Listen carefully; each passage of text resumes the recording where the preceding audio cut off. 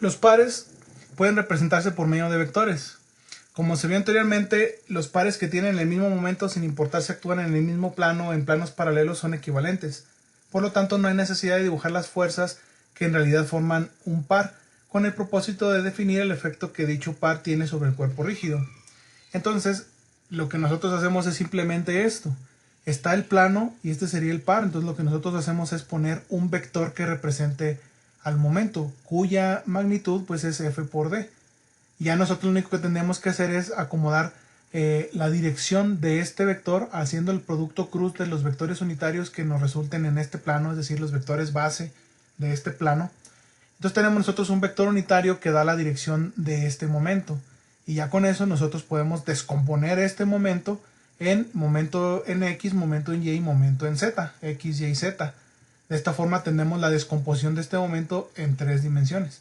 Si trabajamos en un plano, no hay necesidad de hacer esto, porque en un plano, como lo hemos estado revisando nosotros acá, en un plano nosotros no necesitamos el vector del momento, porque sabemos que es un vector que está fuera de este plano, es un vector perpendicular a este plano. Y nosotros nos conformamos única y exclusivamente con su magnitud. Ahora, vamos a hacer otro pequeño análisis. Nosotros ya comentamos que para hacer sumatoria de fuerzas necesitamos que las fuerzas sean concurrentes, es decir, que las fuerzas estén aplicadas en un mismo punto de aplicación. ¿Qué pasaría si nosotros quisiéramos o tratásemos de sumar fuerzas que no son concurrentes? Bueno, pues simplemente no se puede, porque las fuerzas no están aplicadas en un mismo punto. Entonces vamos a regresar a este análisis. Vamos a suponer que ustedes tienen una fuerza aquí. Le vamos a llamar la fuerza F. La fuerza F. Y ustedes tienen un punto de referencia O aquí. Y este es el punto de aplicación A. Cuando ustedes aplican esta fuerza, aparece un vector de posición que une el punto de aplicación A con el punto de origen y tenemos un vector de posición R. Nosotros ya vimos que aparece un vector de momento aquí, en este caso vamos a ponerlo así, aparece un vector de momento, aunque bueno, aquí lo pongo en este sentido, pero si estamos estrictamente hablando de un plano, este va hacia con ustedes, es un vector que es perpendicular al plano que forman R y F. Ahora, si nosotros tuviésemos más fuerzas aplicadas, aquí no las voy a poner, ahorita no es conveniente, tuviéramos un punto B, tuviéramos un punto C, un punto D, etcétera, varias fuerzas, y yo quisiera saber cuál es el efecto total que tienen esas fuerzas, es decir, una resultante total de las fuerzas y una resultante total de los momentos, lo que puedo hacer es calcular la resultante total de los momentos, porque todos los momentos van a estar a partir del punto O. Si pongo un punto B, esto es un vector de posición al punto B, un vector de posición al punto C, un vector de posición al punto D. Puedo tener la sumatoria de los momentos sin ningún problema, es decir, el momento va a ser igual a la sumatoria de todos los momentos individuales, debidos a cada fuerza que yo le aplique. Pero ¿y con las fuerzas? ¿Cómo le podemos hacer nosotros para obtener una resultante de fuerzas? Si las fuerzas no están aplicadas todas en un mismo punto de aplicación. Bueno, nosotros ya vimos en el principio de transmisibilidad que la fuerza puede cambiarse a lo largo de su línea de acción, ¿cierto? Es decir, si nosotros extendemos la línea de aplicación, bueno, aquí está un poquito chueca. Vamos a ver si la puedo hacer un poquito más derecha. La línea de acción de esta fuerza, ahí más o menos, puedo mover esta fuerza a lo largo de esta línea y el efecto no va a cambiar. No va a cambiar el momento ni va a cambiar el efecto que provoca esta fuerza. Pero, ¿qué tal que yo quiero cambiar esta fuerza F y la quiero cambiar acá? Al punto O. ¿Lo podré hacer?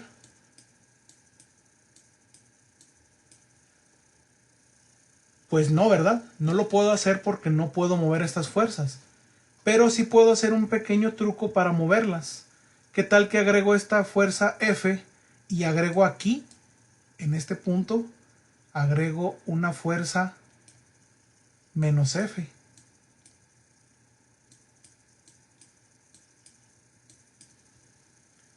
Este de aquí es un par. Es un par de fuerzas. Yo tengo la fuerza original F, aquí está. Pap. Le aplico esta fuerza menos F. ¿Qué va a pasar en el punto A? La sumatoria de fuerzas en el punto A va a ser nula. Pero la sumatoria de fuerzas en O ya no va a ser cero. Bueno, ya no va a ser nula. La sumatoria de fuerzas en el punto O ahora va a ser igual a mi fuerza F. ¿Cuál era la resultante original? F. Al aplicar este par de fuerzas, mi resultante sigue siendo F, pero ahora con respecto del punto O. Y entonces, aquí en el punto O puedo poner también el vector de momento que genera mi par de fuerzas, que sería la fuerza con la distancia, por la distancia que hay en línea recta de estas dos, que es mi fuerza D. Y que si nosotros somos estrictos, aquí tenemos este vector R, esta distancia pues va a ser igual a esta distancia de aquí, que sería la magnitud de esta fuerza por el seno de este ángulo. Entonces en realidad lo que nosotros hicimos fue sustituir esta fuerza por una fuerza y un par. Es decir, en el cuerpo original que nosotros teníamos nosotros aplicado una fuerza en el punto A. Nada más voy a poner la pura fuerza en el punto A. Este era el original. Y al momento que yo cambio esta fuerza a un punto de referencia diferente, a un punto de aplicación diferente, perdón, ahora lo tengo acá. El efecto de mover la fuerza hacia el punto que yo quiera o que me interese, entonces tengo que poner esta fuerza y tengo que poner también un vector de momento con respecto al punto donde ahora lo estoy aplicando. Entonces la fuerza original que estaba acá ahora se convirtió en una fuerza y un par.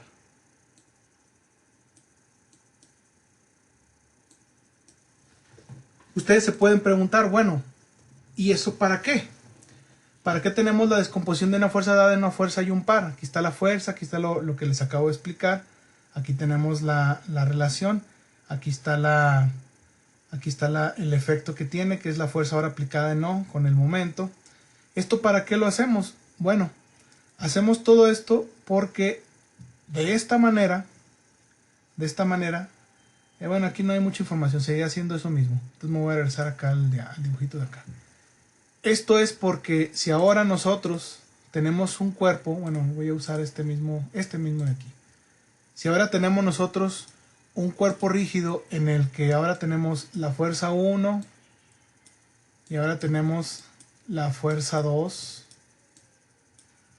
y ahora tenemos la fuerza 3, la fuerza 4 y así hasta la fuerza n. Ya podemos hacer sumatoria de fuerzas. Ponemos un punto de referencia, y movemos todas las fuerzas a ese punto de referencia. De manera que, bueno, voy a hacerlo un poco más pequeño.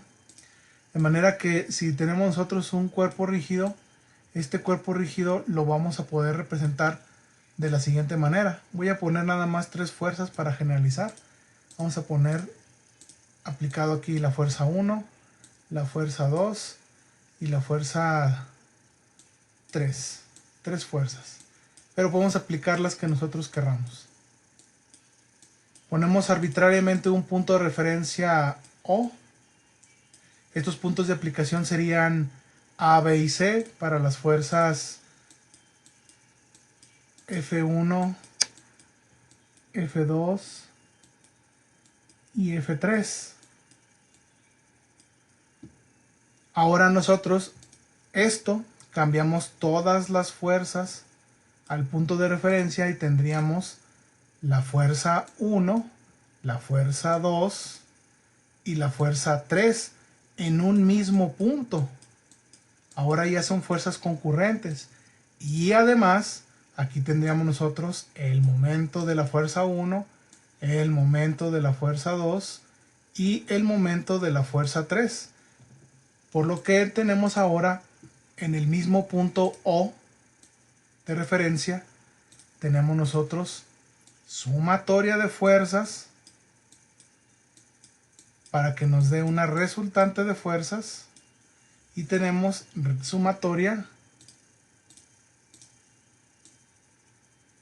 de momentos en el punto O, que esto nos da el momento total en O. Bueno, aquí le ponemos la sumatoria de momentos, pues el momento 1, 2, 3, etcétera, y nos da todos los momentos con respecto al punto O. Todos son vectores. Vector, vector y vector. Entonces para eso nos sirve eso. Ahora sí ya podemos nosotros sacar las resultantes, la resultante de fuerzas y la resultante de momentos de un cuerpo. Y si estas resultantes ya las podemos hacer así, entonces podemos tener un sistema de fuerzas en un cuerpo rígido, un sistema de fuerzas que se nos va a convertir en dos sistemas. Un sistema de fuerzas y un sistema de momentos.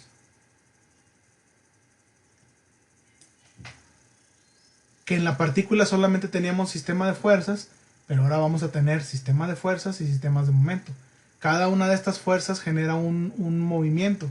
Entonces, la resultante de fuerzas me va a indicar cuál va a ser la dirección que va a tomar en su movimiento traslacional, y la resultante de momentos me va a indicar cómo es su movimiento de tipo rotacional.